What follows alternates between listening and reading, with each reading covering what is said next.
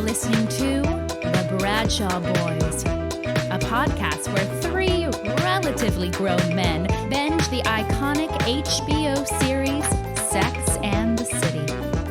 So dust off those DVDs and grab yourself a white wine or even a Cosmopolitan and settle in.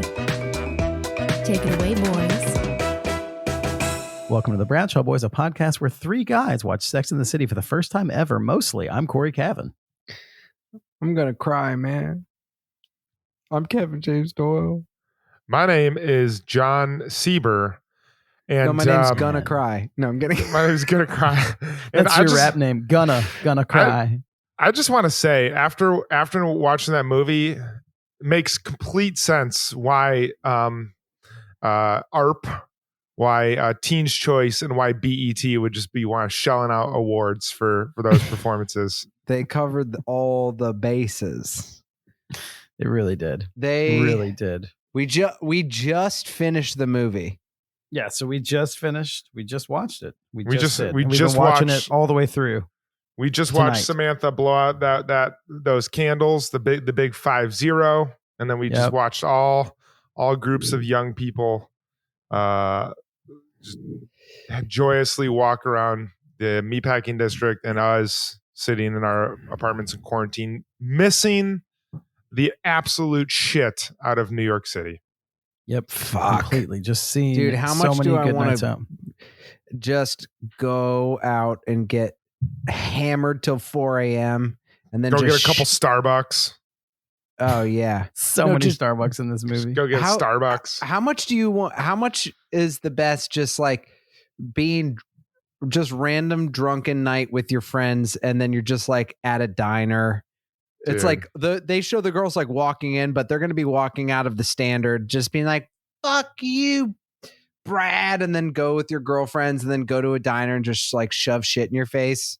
Mm-hmm. What is? All right, here's a question. What is all of the four main women late night 3 a.m. diner orders? I guess Charlotte's is latkes. She eats latkes because she's Jewish. Who she gets him to make latkes. Oh, is that why? That's why. Who gets mozzarella sticks? Okay, wait, let's first of all. Okay, yeah. If you Miranda. go to a diner at 3 Miranda. a.m. and you're drunk in New York City, no, I don't care who you are. There's an order of mozzarella sticks that shows up at the table every the time. sticks are for the table. But who orders them? Harlan always orders our mozzarella sticks. He orders like 3 orders. He has 2 of them, and we split one. Here's an explanation to your logic. What you just described that as an absolute. It's not an absolute. It's because you hang out with Harlan. That's why they show up. No, but I've gotten it's mozzarella not sticks at every diner. Without Harlan. Late night, you're getting sticks. Late night, you are getting mozzarella sticks. I will say this: I've only had sticks with you guys. Go to hell. Because Harlan Go to is hell. There. It's because Harlan's there. Go He's find the one that orders. Go find Dante, your neighbor. Suck his dick and go to hell with a nice dong. Yeah, I know. It's a beautiful dong. Miranda's getting buffalo wings for herself, and they're like, "Do you want an order of 8 or 12?" And she's like, "I'll do 8." And then the waiter's writing it down. She's like, "Make that 12."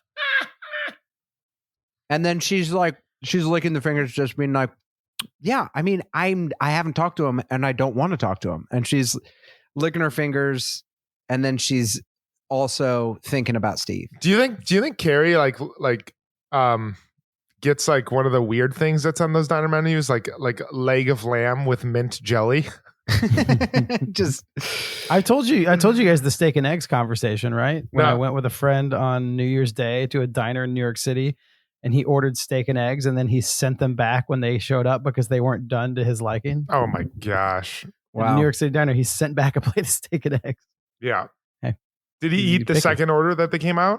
He did eat the second order Because those were the exact same steak and eggs, just with the cook's jizz on top of them. 100%. Yeah, totally. I think that's a good call. I feel like Charlotte gets a cup of their soup and a side of cottage cheese. okay. I see that. And I think I hear that. Samantha, it depends on what if you're in the first half of the movie or the second half of the movie. Second half of the movie. First half Samantha of the movie, gets she gets a grilled chicken wrap. Second half of the movie, she's getting 2 orders of mozzarella sticks, two glazed donuts, and a chocolate milk. Yeah, totally. Because apparently she's fat in the second half of the movie. Yeah, it was such a stretch. It's funny. We can talk about like I want to interview the gut double on the podcast sometime. It was so funny. She was still so fit that it story wise, it didn't even come across me when everyone like looked with their big eyes. I was like, wait, was it her boobs? That's literally what I said to Katie. They did it. And I was like, what's up with her? And Katie's like, I think she has a tummy now. And I was like, is she pregnant with Dante? Well, I like that they had to get Mario Cantone to call it out and be the jerk about it. Yeah. So it was funny. All right. Hold on. Just because I'm a stickler for this, before we get into talking about this, we need to set up where we're going and what's happening. We also have realize everyone's listening to this. Like, this is our third week, but we just watched this movie all in one night. But if you listened last week, this is our continuation. This is the finale of the Sex and the City movie, and we also need Samantha's diner order. I thought we just did her 2 halves diner order. Oh yeah. So we have I feel sad, and we're gonna go Carrie with the leg of lamb. And Cory, jelly. what do you think Carrie would get? Yeah, I think depending on the night, Carrie would get a giant chopped salad with like a bunch of chopped hard-boiled eggs. Oh, and like just one of those big like diner salad with the egg where it's cooked so hard it's like green kind of. Like that's a good. Like I'm making a gag face and Kevin's confused. I love that salad. I love that salad. Like. Not after a night of drinking. I guess though, have you ever seen me order that after a night of drinking? I don't like it. I like it in general, but that's what I'm saying. Carrie can kind of like Carrie can go hard when she needs to. Like we've seen her eat a bunch of chicken when she's stoned. I think that she wouldn't just do the salad. I think she would maybe get. I don't know. What I'm trying to think. Like I was gonna say, she wouldn't get like a big roast beef sandwich. She get a French dip with a big thing of au jus. I think probably a breakfast sandwich. I'm thinking she gets like a BEC. Oh, I have a good one for her. Sausage, egg, and cheese, butter. No, she would get a big ass thing of French onion soup with just the crazy cheese. I mean, I don't know if they'd make those at New York City diners, but they're delicious. If you go to the perfect one. I'll say this, man. I got last 10 minutes of that movie. I got chills to the max. It has everything that I want in like, I had a really rough night last night. John and I texted about it. We both did, just about being back in quarantine, being back in New York. COVID levels are to the max and they're almost as high as they were in April. We can't we have a part of a group of our friends like is having some COVID situations that have us a little worried. And it was like comparison from like last night to tonight where it's like, okay, we've been basically working. This is our job, folks. No, but it's like we booked out like 8 hours tonight to do this whole project. But it's just like doing this. I'm like, man, what like a beautiful, fun Saturday where we're stuck in the apartment and I'd either be at home being bummed and being a little off or just like getting to watch the fantasy of what your life used to be / will be again and also talk it out with your friends. It was just like, it was like surprisingly emotional. I didn't cry. I teared up at one part. I didn't cry, but I was just like, man, I'm thankful for you guys. I'm thankful for the pod. And I'm thankful for like this show that if I would have gone and seen it on a date, I'd be like, ugh, this ending's so dumb. And instead I watched it and I was like, man, I'm like, this is the perfect time in my life to watch this movie. Yeah, totally. Yeah, totally. So thanks for listening. We'll see you guys next week. I couldn't agree more. All right, should I do a quick flyover of what happened in the last? Let's do a quick flyover, and then I need to tell you all a story about what happened right before we watch this. Ooh, I can't wait. Awesome. Let's see. So the last thing that happened was when we left off is she gave Jennifer Hudson's character a purse. A Louis Vuitton bag. I guess I'm just a Louis Vuitton bag. Sorry. I know I probably offended a lot of people. Call it some purse. A purse? I'll just go through every character. Samantha ends up actually breaking off with Smith. She covers herself in sushi for Valentine's Day. Smith is late, and she tells him that she needs to live for herself, not for a man. She also gets very tempted, and before that, by her neighbor Dante, who's got just beautiful dick, just a great, beautiful dick that they show, and she ends up eating so she won't cheat. But then she realizes that she needs to figure herself out. Breaks up with Smith. Miranda and Carrie get in a big fight because Miranda tells Carrie that what the conversation she had with Big at the rehearsal dinner. They don't talk to each other for a very long time, and then eventually Miranda and uses that kind of fight to understand that she needs to forgive Steve. Goes to counseling, meets him on the middle of the Brooklyn Bridge, and they forgive each other. And also encourages Carrie. No, doesn't encourage Carrie at that point to forgive Big. Charlotte gets pregnant. She sees Mr. Big in a restaurant, and she gets so angry at him, her water breaks.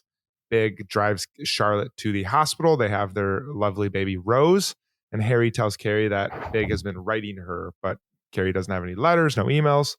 Checks her inbox, and her assistant St. Louise, shout out to the BET Award, has been archiving all of her emails this whole time. And the password is love.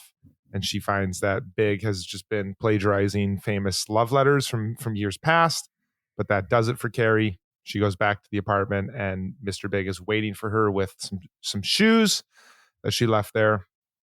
And then they go get married in City Hall and celebrate Samantha's 50th birthday. What did I miss? You didn't miss anything. I think you might have gotten all of it. The reason why people don't like Sex and the City too is it starts Kevin, we can't hear you, but Kevin, we can't hear you. That was fun. That was a fun. Really? That was a very, very fun movie. Kevin, can you hear unplug me? your headphones. Can you hear me? I can hear you now. Yeah. Yeah, you're there. Just keep going. All right.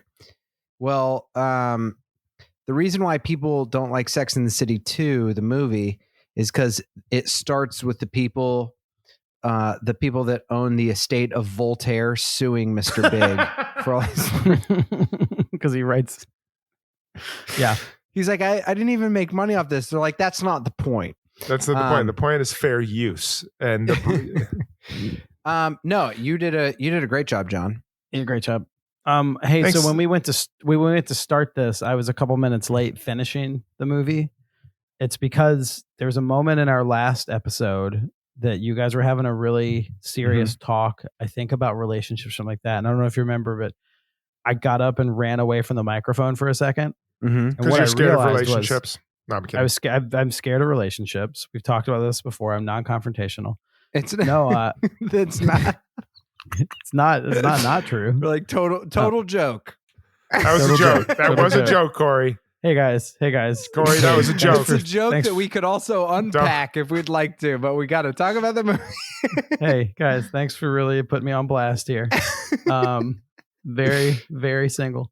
No, Kevin and I went to a wine store to get a wine each to watch this movie with. And when I got home to my apartment, Kevin's drinking his wine right now. I put my wine in the freezer to chill it up. And then when we started watching the movie, the story gets better. I'm seeing your jaws drop. I realized it was still in the freezer. I went and grabbed it out of the freezer. The wine was frozen. So I was like, while we record episode 2, I got to let it thaw. And so we sat down to record. I don't know why I did this, but I turned my oven on the lowest setting, left the door of the oven open. When you leave the door of an oven open, let me finish. When you leave the door of an oven open, most of the heat escapes. Like an oven will drop 50 to 100 degrees. So I put it on the lowest setting and just put the bottle right there in the oven open to just heat it up. So as we're sitting there doing the last episode, I just heard something go, and I thought someone had like knocked the door of my apartment open. That wine bottle it heated up so much that it shot the cork out of the wine bottle, and the bottle just sprayed all over the inside of my oven. And I went in, and there was just a mostly empty wine bottle sitting in my oven. Oh, And my oven was gosh. just filled. My oven was filled with a $20 bottle of wine from Zula Wines in Brooklyn. Oh man. So, my god! So I had to spend the first part of the movie just cleaning up wine from the Dude, inside I of the am oven. so And you know how like a sorry. New York City oven has like the bottom drawer that's actually the broiler? That was also full of wine. It was a Oh my really stupid gosh. move on my part. Really stupid move on my part to do that. Dude, just you think that's stupid? Imagine the feelings that that wine has gone through. It's sitting Oh in my it's sitting gosh. in the freezer, chilling its ass off. It's getting all cold. Then it gets set in the oven. Man, that wine has had quite the night. dude. Yeah. It's so funny because that when you said I'm going to throw it in the freezer, I'm like, just put it in the fridge.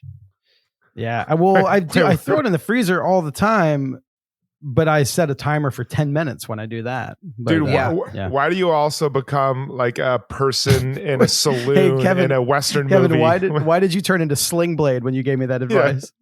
Just throw it in the fridge. Throw that wine in the fridge. If I were you, I would throw that wine in the fridge and not the freezer, because later you're going to have to use the oven. I like the way When the oven gets too hot, it's going to blow the cork out your wine.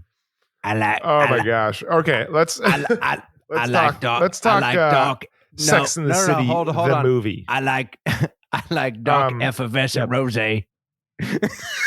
This was a really fun. We were just saying before we started. This was like a super fun experience. I had a lot of fun tonight. I cannot. Yeah, I did. It was so much fun. If you guys just want like Katie has watched this movie on like 4 different flights we've been on, and it makes so much sense now to me after seeing it. It's great plane movie. You don't need the big screen. You're familiar with it. I mean, that was a fun movie. I had a really great time watching it. Yeah. Yeah. I mean, We can't hear you, Kevin. is it? Unplug your headphones, Kevin. Hold on. And maybe it'll go through unplug them from the computer. Yo, hello. Yeah, we can hear you. I think your iPhone headphones are dead, but your other stuff I think has been recording, which I think what just happened. We'll find this out when the episode comes out. But it looked like you were doing like a 20-second long Sling Blade impression that neither John nor I heard. I know. I was so offended. I was like, this is funny. You were just sitting there with an underbite, just going ham. I can't wait to hear it when the episode comes out. Okay. So hold on 1 second. Just this is a Balon. Can we mark the time I know right it. now? It's 17:25. It's because you're unplugged. Yeah. Are those Okay, unplugged so from your? I know. What's I'm they're not checking. plugged I'm in checking though, the right? Zencaster. So the Zencaster is good. Yeah, it's just that we couldn't hear you on the Zoom. Yeah, I was just making sure because a bunch of stuff popped up on my computer. So will you let him know around 17:25 is when there's some headphone stuff? Yeah. But If my you guys question to can't- you right now, Kevin, my question to you is, are those white headphones plugged in right now? They are, yes. They are now? Yeah. Weird. Why? 'Cause Did you unplug them and plug them back in? Yeah. Okay. Maybe it just wasn't plugged in good enough or something. No, I mean they're not good headphones. They're Because the other thing is I was going to say is if they fail again, you could just unplug them fully and your Zoom will pick up.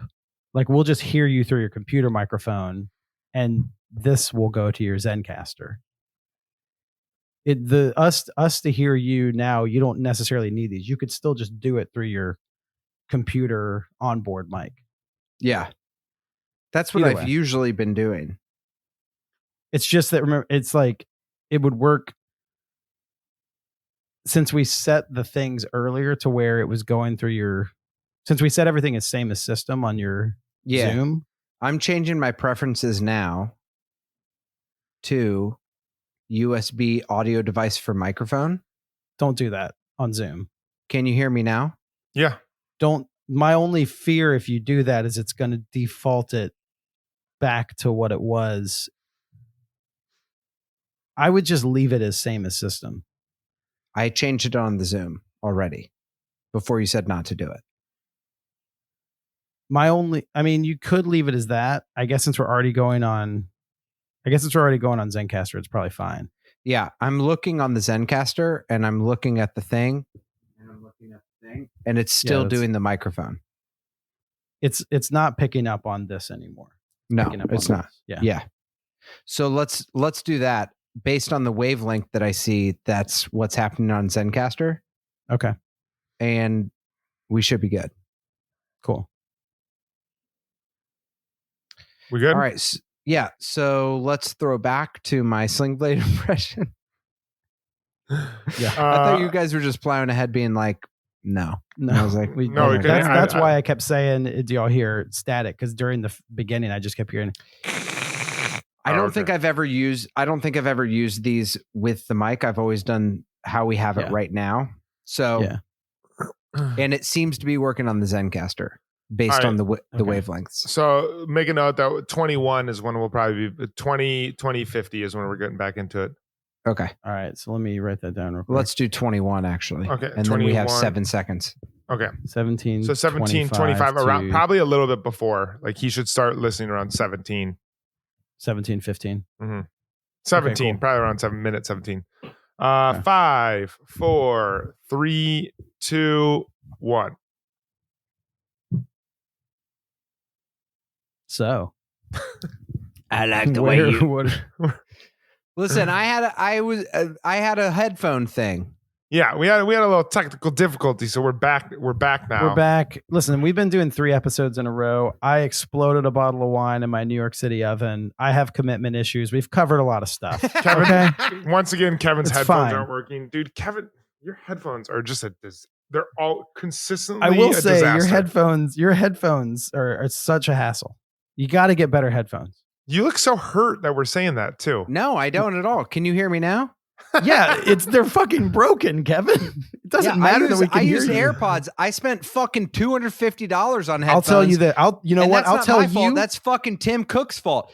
Apple, fuck you. I'll tell you and any of our listeners. And listeners, I want you to listen up right now. If you spent money on AirPods Pro, you got scammed because those things suck. I bought some this summer and I took them back. And anyone we've recorded with, they sound terrible. They sound terrible. You got scammed. And here's the thing. They're horrible. Go buy some $10 headphones because you got scammed. Like and subscribe. I love you. Later, taters. We're going to keep going, but those are bad headphones. This podcast brought to you by Apple AirPods Pro. Hear the new revolution of music. Hear the revolution. Hear the de-evolution of simple systems. No, we're back. I feel like my neighbors are going to come upstairs and think I'm yelling at someone in my apartment. Hey man, we hate AirPods Pro too, but can you knock it the fuck off? We're trying to get blazed. Wait, shout out before we get into the episode or the movie. Quick shout out to South Slope Smokers when we picked up our 250 DVD, $250 complete velvet DVD set. We picked it up and we were talking about how great it was. It's on our Instagram now. And then you guys said it was on Instagram. You said that it was covered in COVID. You're like, I'm not sure if I should take this because it's covered in COVID. I know we were joking, and then this like window opened up, and this like lady popped out. She's like, we don't have COVID, man. And I was like, oh, we actually do a Sex in the City podcast, and she's like, we're recording a podcast right now. It's called South Slope Smokers, and they're like they open their window, we could smell all their weed. So go listen to South Slope Smokers. Dude, we got to get this out. Let's get them on the pod. Absolutely. Dude, let's get them on the pod and let's rewatch the episode where Carrie gets stoned and eats a bucket of chicken. Because here's why. If you have that DVD, if you bought that DVD collection for $250, you're a big fan of the show. Big fan. And they live just down the street from me. They live on my street. And I was thinking, I was like, I am going to go down there and see if they'll give me also weed. someone peeking their head out of like a third story window and telling strangers that they don't have COVID is almost a guarantee that they have COVID. That's like the first thing. That's the first thing you do when you get COVID. You open your window. Kevin, how strong we were 45 feet away from them. How strong was the smell of Sensimilla? We were on the sidewalk and they are in a townhouse on the 3rd floor. And when they open up the window, 8 seconds We later, were both wearing masks too. and we were wearing masks, and 8 seconds later, it just smelled like weed. I was like, if I take one hit of weed, literally 10 minutes later, I'm just like, I feel like the universe is pretty big. Yeah. And like, I can't imagine what level of high they were at because their entire apartment was filled with weed that went into our mask. Dude, what do you think has more of a pungent smell, that room or the back of Big's car? What, from Big's farts? I don't think he No, smokes I weed. think his car probably smells like a cigar locker. Just like 'Cause cigar and it's whiskey. cigar. Oh, Like totally. Tinderbox. Totally. Man. No, All yeah. right. The only person we've seen fart on the show is Carrie and Charlotte. I don't Charlotte. think that like, Dude, we saw Charlotte if shit her Carrie and pants. Charlotte get in the back of that limo, dude, it smells like a We have- porta potty after the 4th day of Bonnaroo.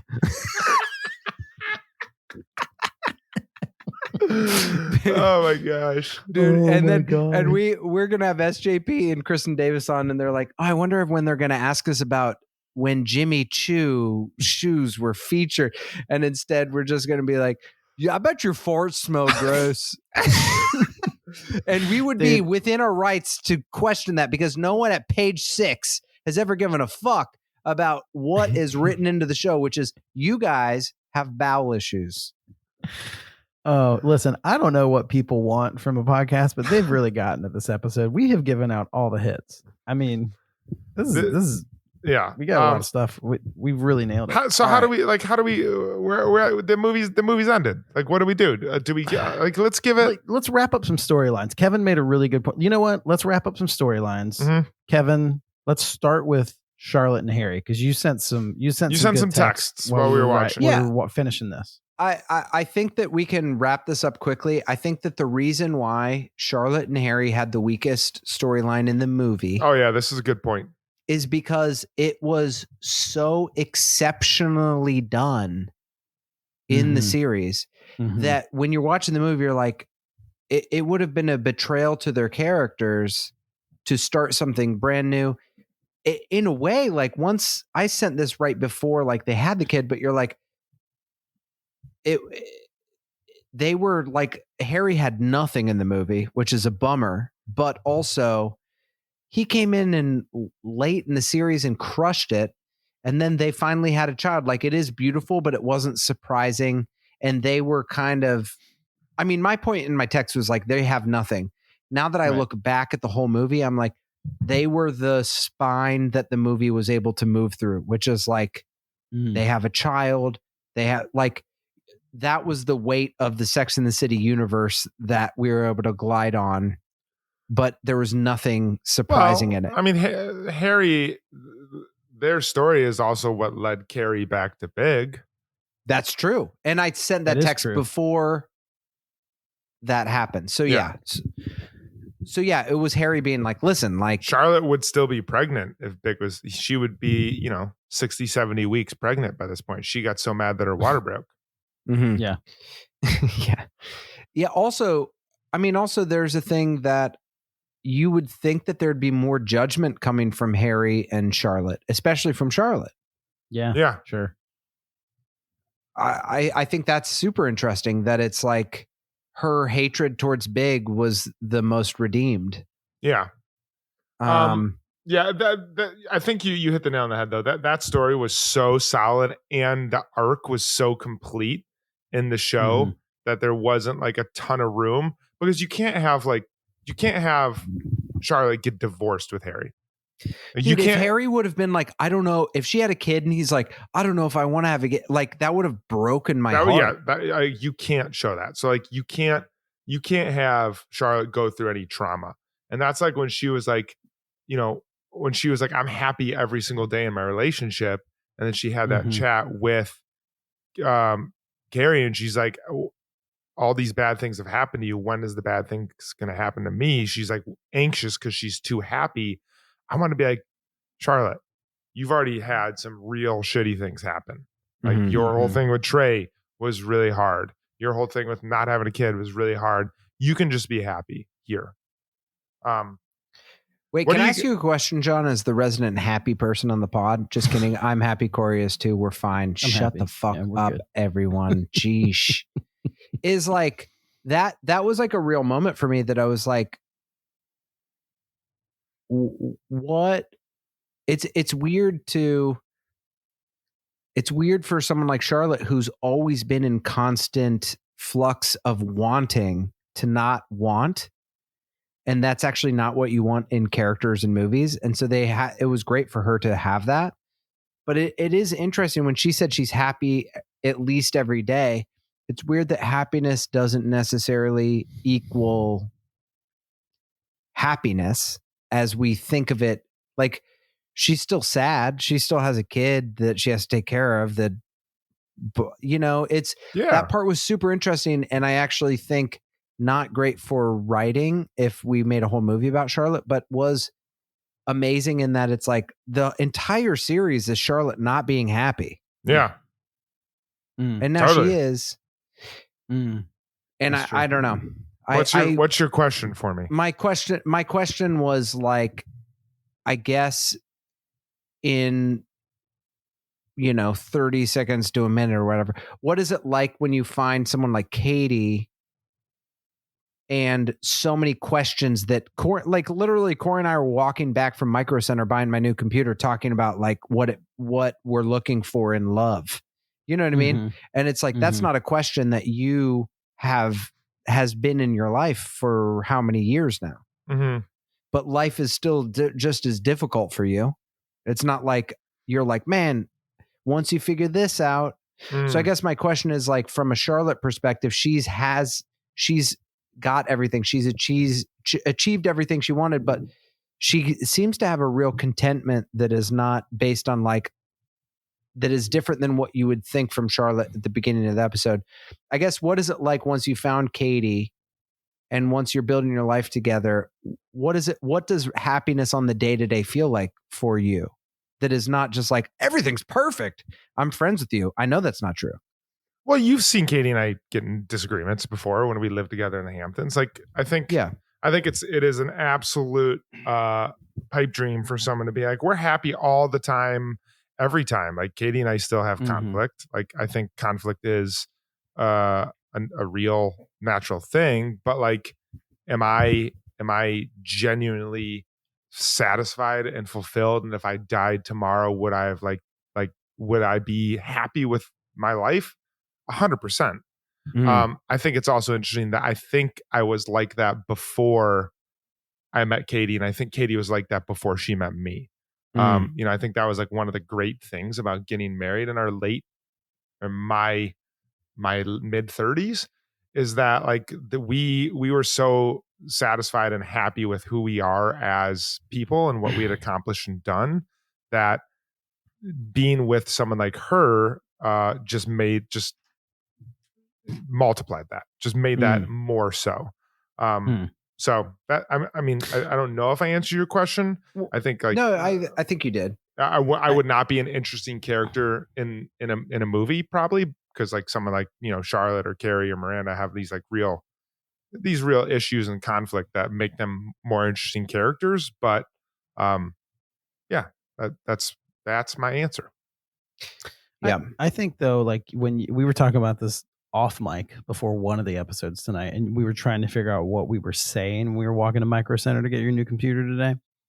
But I think that one of the things we were saying that kind of lines up with that, John, is like, you can't pin your hopes on a person to be like, I want a romantic relationship and that's the next thing I'll pursue, because that'll make everything make sense, because that's not going to make sense.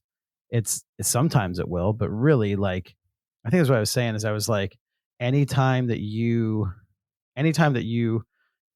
pin that on someone and say, oh, this person, I'm fascinated with them, I'm in love with them, you're gonna quote unquote fall out of love with them. Yeah. Because fixing your life is not about finding the person that makes it all make sense, because no one person or one relationship can handle the weight of that. Yeah.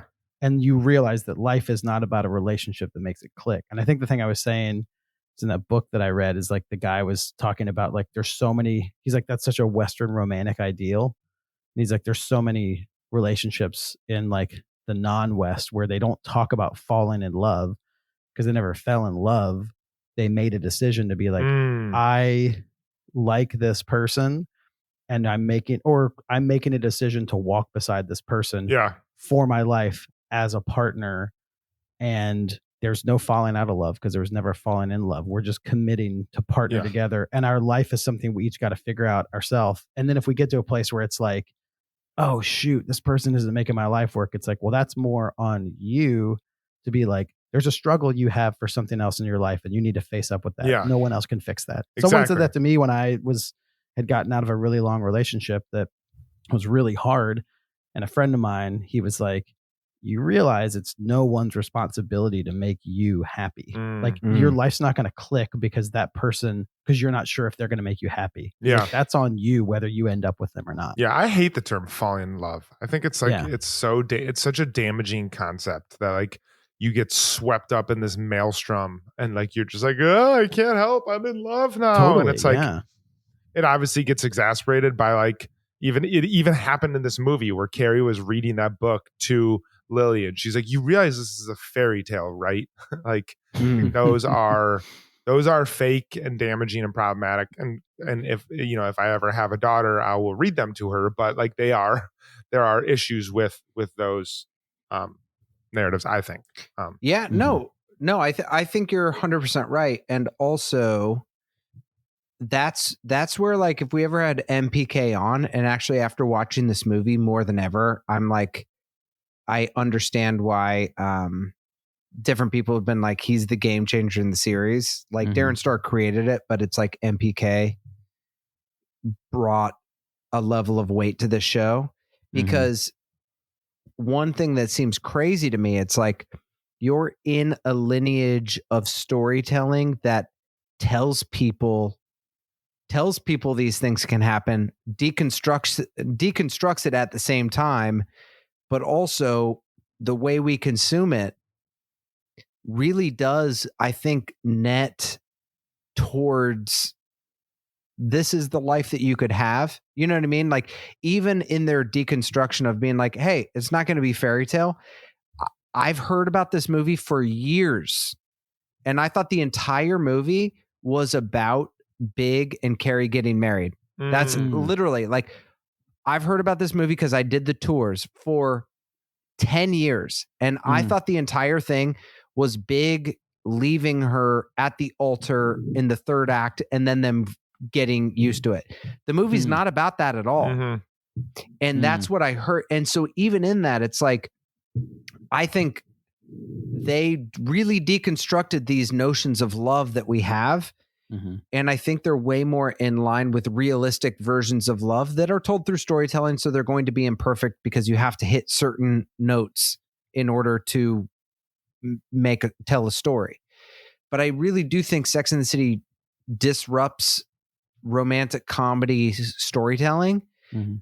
But then when I hear it told back to me before I see it, the expectations that I've gone in, I'm like, oh, it's still the notes that are hit are the classic ones. Yeah. That are just like, oh, it's the wedding. Like I've heard about the Big Carrie wedding forever. And I'm like, it fucking didn't happen. I literally went to the New York Public Library and I was like, this is where Big and blah, blah, blah, blah, blah. And I always thought there was a big grand wedding at the end of it. And so I'm actually impressed with the storytelling of breaking down the traditional, this is what love will look like. But I don't necessarily think that after people see it, that they walk away, that I still think you kind of walk away with the same feeling of like, but I hope I get the Charlotte bit. I hope I get the Big romance with the Charlotte Harry kid with the Samantha sex and with Miranda's money. Like I do think your brain just does that. Yeah. Dude, that's I have like a bit of a question that maybe I'll save when we talk about Carrie. So I'll save that because I want to talk about Steve and Miranda. I want to talk about their who's like the performance artist who like met her husband or boyfriend on the Great Marina Wall of China. Abramovich. Marina Abramovich and Yule, right? And then they just like walked apart and never saw each other again. Yeah. Something like that. And What? she's Really? like so dramatic. Like every single thing that happens in her life, she's like, this could be a project. I'm sorry. I love her. I think she's awesome. I love Abramovich, but Dude. also like in order to do that, you have to have some setup. You can't just do that on a whim. You have to be like, Yeah. Anyway, I thought the Miranda and Steve Abramovich like meeting on the Brooklyn Bridge was, dude. Katie and I were watching that, and she's like, Eichenberg's got some acting chops. That guy knows. That guy knows how to play a character. Mhm. Like that scene for whatever reason was like what I was like. I was feeling it. I was really into that scene when they saw each other on the bridge. Maybe it was the music happening. I have like, Brooklyn Bridge scene, one of the best NYC scenes of all time. and that came up. No, I put that in my notes when I watched it. Yeah, dude, it was so It was good. great. And I've So never good. heard about it. Yeah, it's crazy. I've never Yeah. seen it. I've never heard about it. And I do think I think that is like a real it's her putting her heart on the line to say like, I'll accept this person back after they betrayed me. Like unequivocal, they betrayed him. Steve betrayed Miranda. She shows up to put her heart back on the line. And then is he going to be there? Like if he wasn't there, fuck, man. Mm. And that's where it put me back in Miranda's shoes of being like, oh, she has to go put her life back on the line to be like, you could do this again. It could be 10 years down the line and you do this again. Like that's the way relationships work. She can't hold it over him forever. She's entering this potential back into pain. And then when he's there and they run towards each other, I was like, man, that is like such a beautiful representation of infidelity and forgiveness. Totally. That It was- I it don't was- know. I didn't expect that in the movie. It was amazing. Yeah, I agree. I Yeah. love that whole scene. Like their whole story arc at the end. I was just like, whoa. Like using it was very circular. Like Miranda, because she was pissed at Steve, told Big about Carrie. And then Carrie was like, oh, Big got pissed at me because of what you told him. So now I'm mad at you. And then Miranda using that to then forgive Steve. I was like, that's some serious, like, that's some good storytelling. That's like a really good, like, character arc right there, in my opinion. Mhm. Yeah. I agree. I was totally down with that. I will also say this is like in my brain, if I was married to a person and they cheated on me, I imagine them just like you just pressing a button and then they just fall down like the slide into wherever and you Like- never see them again. Like you're a villain in a Bond film. Totally. That's my You're just like, imagination. you cheated on me. Ah! And they're just like They just spin around in a circle. yeah. And I know multiple couples because that was like the biggest, and it still is in my head because I'm, but that to me is something that is unovercomable. And in a lot of stories it is, and especially in a lot of like places it is. But then in real life, I know multiple couples that have overcome cheating things. And I've even been like, how do you do that? And they've talked to me about it. Or to some people, I've never talked to them about it. I just know it happened. And there's a few other couples I know that overcame it and talk openly about it. And it's like, it's mind blowing. And it's interesting because a lot of people have been like, Steve cheats.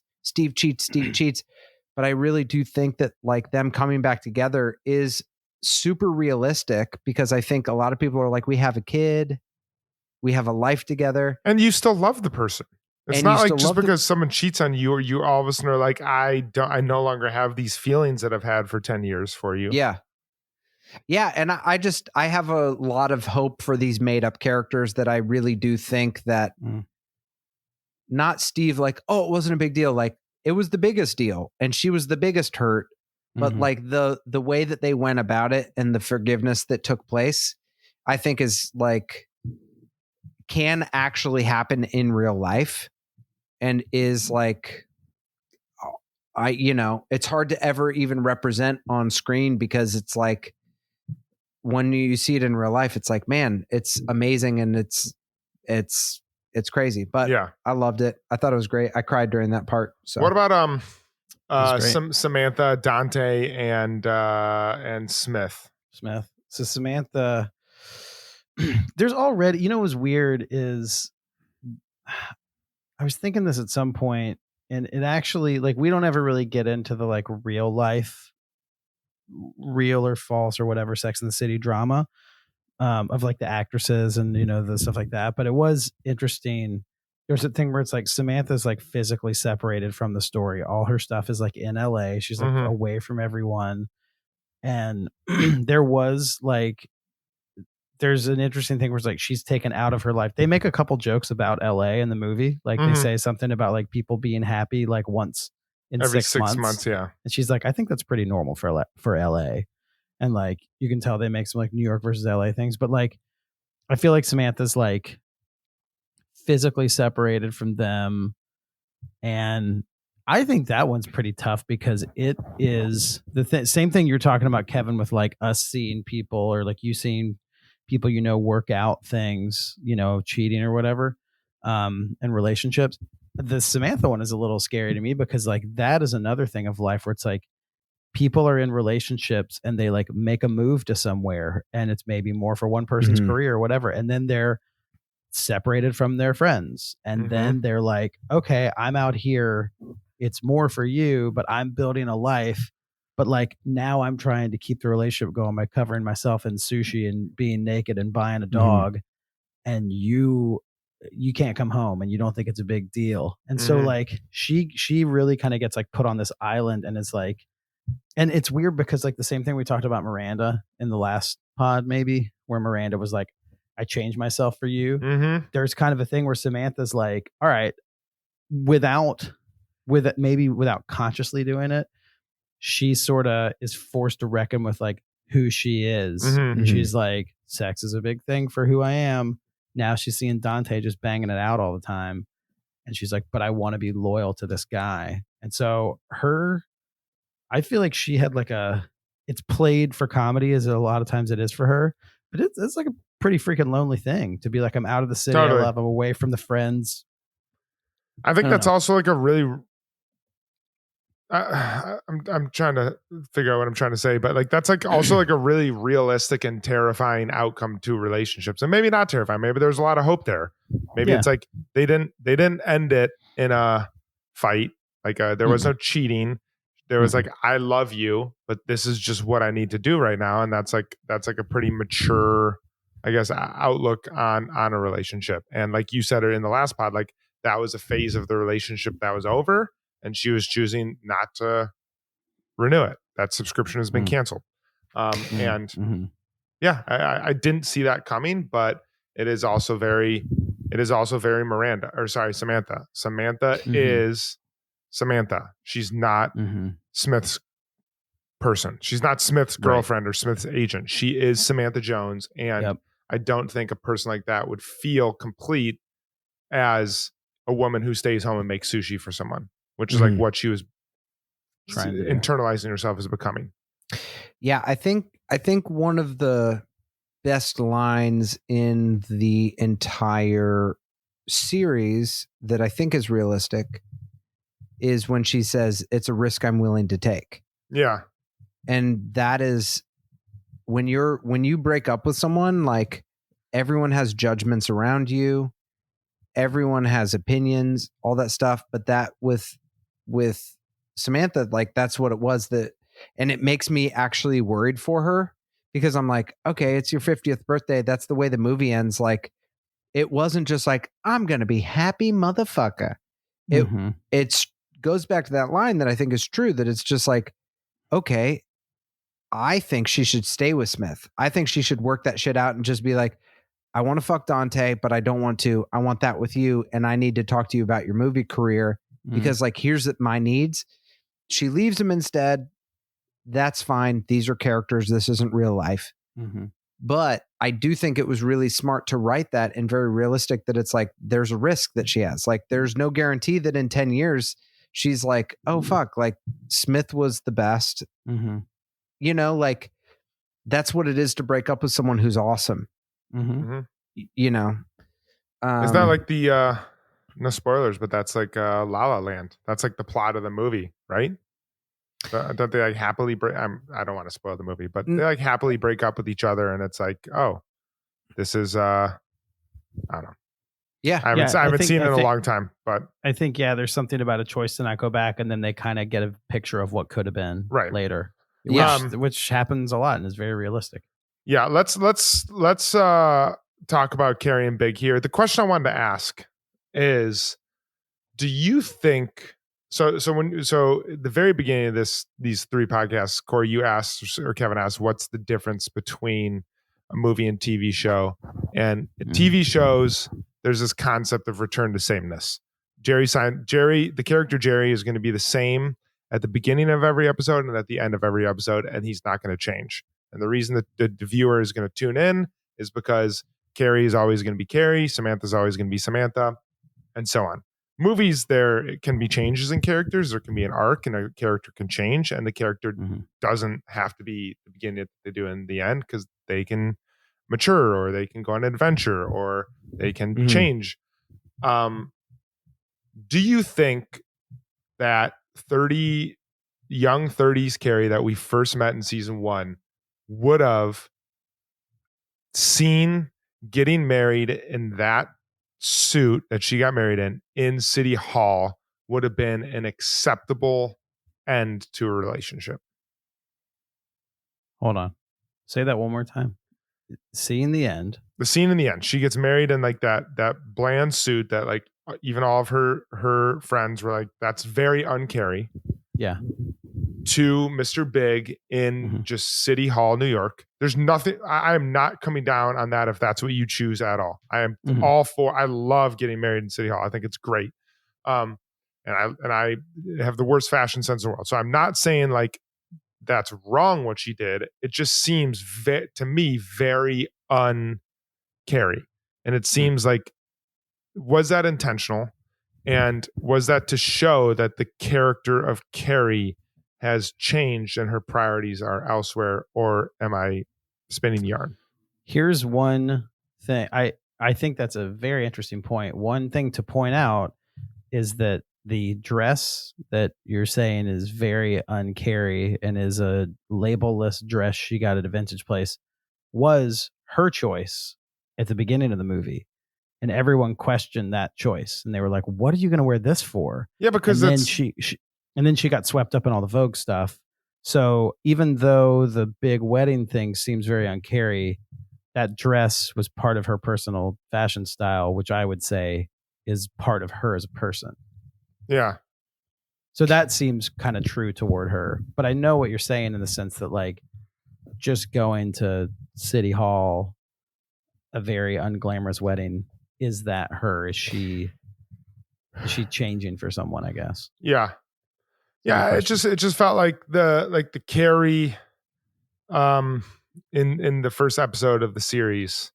If you were like, this is a wedding that you could attend, I feel like she would not have that would have not been something that she would have thought was acceptable. She would have been like, no, there has to be this, and this. There has to be these box checked. And it's like, maybe, I don't know. Maybe I think, and this is from like literally have done this, and you have done this too, since you've had your wedding with Katie, but it's like having planned a wedding. It's like that, like she got that in the first act of the film. And she just got that out of her system because she realized it was bullshit. She was like, cool, New York Public Library.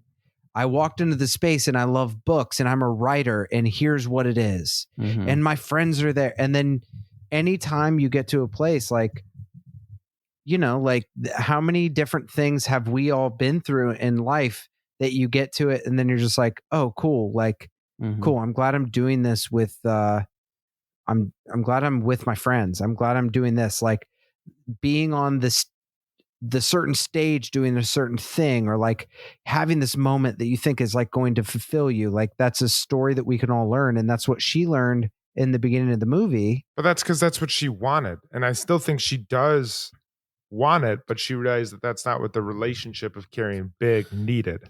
But one thing. What do you think she wanted? wanted though? She wanted to, I mean, she said what she wanted at the very end. She's like, I wanted the fancy dress and the big guest list and the magical wedding, but she realized that her needs or desires for those things made Big feel like she was alienated, and so she decided that for the health of the Big Carrie relationship, she almost needed to change her desires and wants and needs so that Big could feel more important and not pushed away. But I think if like Big was like, I'm cool to do whatever you want, this is my first wedding, let's go, she would have preferred to have the wedding that she planned. And I think that's maybe they use that to show her choosing the relationship rather than herself.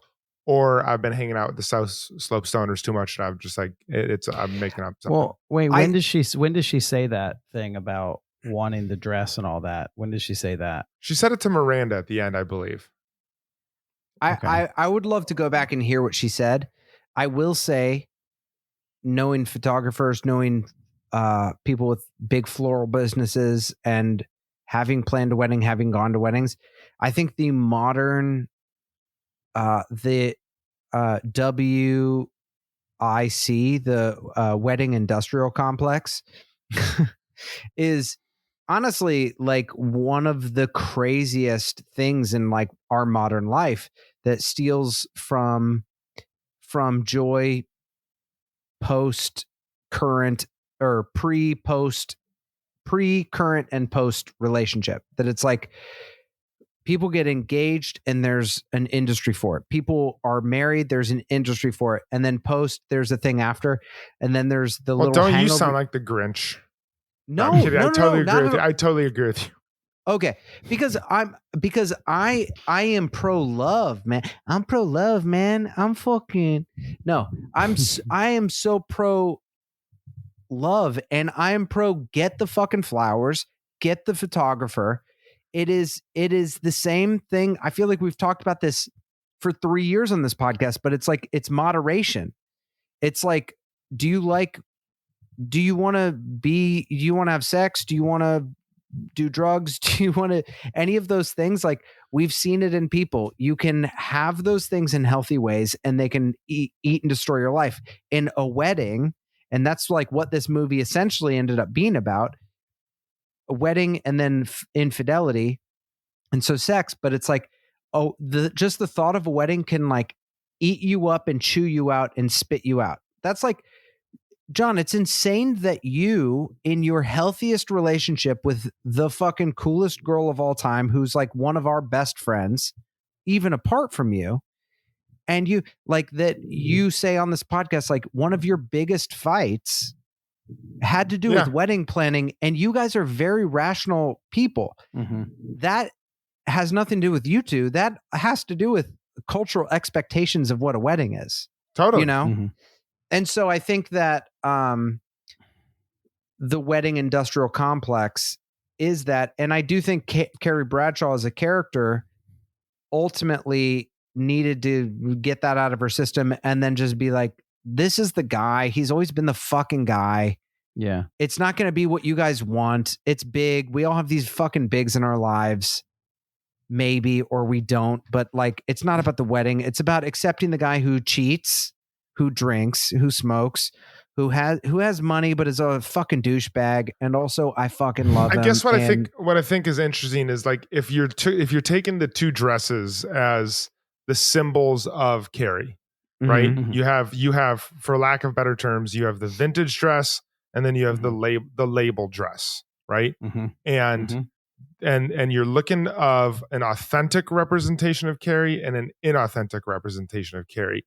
One of them is rational, and one of them is spun up in the Wedding Industrial Complex.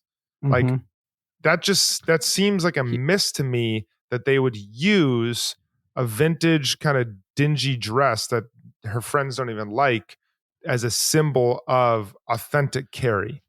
And that the other dress is like the other dress, which is what we've seen for 6 years of Carrie, what Carrie is all about, what the show is all about, was used as irrational, head in the clouds, wound up and is caught in the wick Carrie. That just seemed to me like, sorry.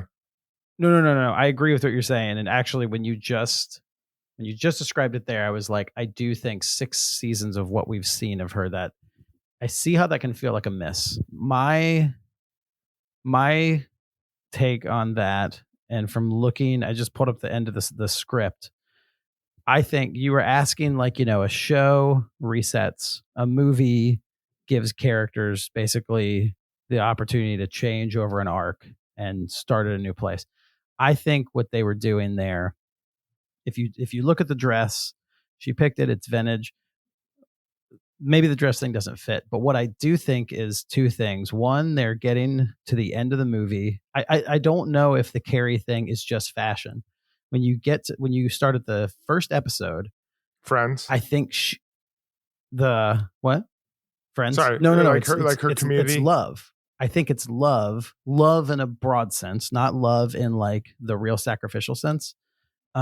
It's friends. It's this city. It's her romantic ideal of everything, which does kind of boil down to like love, I think. And I think like what you get out of that is you see this movie, they're all going through like changes of like their next phase of life. And she even says at the end, like, we have these women, Samantha's turning 50, and she says 4 New York women entered the next phase of their lives. I think they're trying to tie up where they've each been. Yeah. And I think, but you do get an authentic version of Carrie that when she goes back to Big, she sees him in the closet and he asked her to marry him. He says, this is why you need a diamond, because you got to close the deal. And he doesn't have a ring, which is very big, but he does have a shoe with a diamond on it, which is very Carrie. And so she gets the proposal the way she wanted it, which is like with a shoe. So it's like very much her, but she also gets like the classic guy that she wanted. And then they sort of get their life. What? And then they get their. No, I mean, I was just in my head giving lots of credit to the storytelling for deconstructing myths. And then I was like, this is like the most reinforcement of Cinderella that's ever happened. Completely. He puts a slipper on her. Yeah. I didn't even think about that. So, but I think that, yeah, the Big. See, it's weird though. Like, do you think the extra scenes in the special edition is her not catching Big at the apartment and turning into a pumpkin walking down Fifth Avenue? Yeah, and then the other 3 women turn the other 3 women turn to mice. They're the mice. No, I think Carrie's always been high-low. Listen, she has this like giant closet, but she's always lived in like a brownstone apartment. She never lived in like she never lived in like a classic 6. I think that her ending up at the end, she like still gets her fancy shoes. She still gets her like big rich boyfriend, but she also ends up with her friends at a diner. At a diner with the mozzarella sticks. And at the end, it says 4 New York women enter the next phase of their lives dressed head to toe in love. And that's the one label that never goes out of style. Yeah. So if there's a thing that you're tapping into, John, it's that I think that some of the classic styles of Carrie Bradshaw have remained. And I wonder if this is 2008, I believe. 2008. I wonder when it came out. So they probably filmed in 2007. Yeah. So if I do wonder if they're just like her reset. This is 13 years ago. And like Williamsburg is popping off. I wonder if that dress down would be like the coolest thing in 2008. And now we're already like, this looks lame, but we're used to the. I don't think it looks. I want to confirm. I don't think it looks lame. I have in my notes from the first episode that we did when we first watched it. I don't know. I don't know what's cool. I don't know what's lame, but I don't think Carrie would think that looks cool, and I don't think that her friends thought it looked cool. So that's why I was like, why is she so tied to that? When do you feel like it's just forced for the labels metaphor that they have? Yeah, when she like has to it just seemed very out of character. Like this is a girl like who, when she like goes to, I don't know, the corner bodega, she's wearing like the fanciest dress with like a flower that's the size of a hula hoop. And you're telling me on her wedding day, she's going to be like, I'm wearing this womp womp white stained dress. It's like, what? I agree and I disagree. You can't do that. No, that's what I do all the time, John. That's how I live my life. Come on. You just like go on both sides. I get what you mean, but we already had You just don't ever land on a the position. breakdown of that. The best. We already had the breakdown of that. She got that, so she's not going back to it. I think this is like it's her. She got the picture perfect wedding. Mm-hmm. This is the thing that I don't necessarily have a problem with, but it is true that it's like Carrie Bradshaw thinks she's going to get everything at New York Public Library. Instead, she gets it later, which is still everything that you would want out of life. But it wasn't the picture perfect. It wasn't the picture perfect wedding. Like it wasn't her losing that changed her. Like I don't know. I would be interested to talk more about with this offline.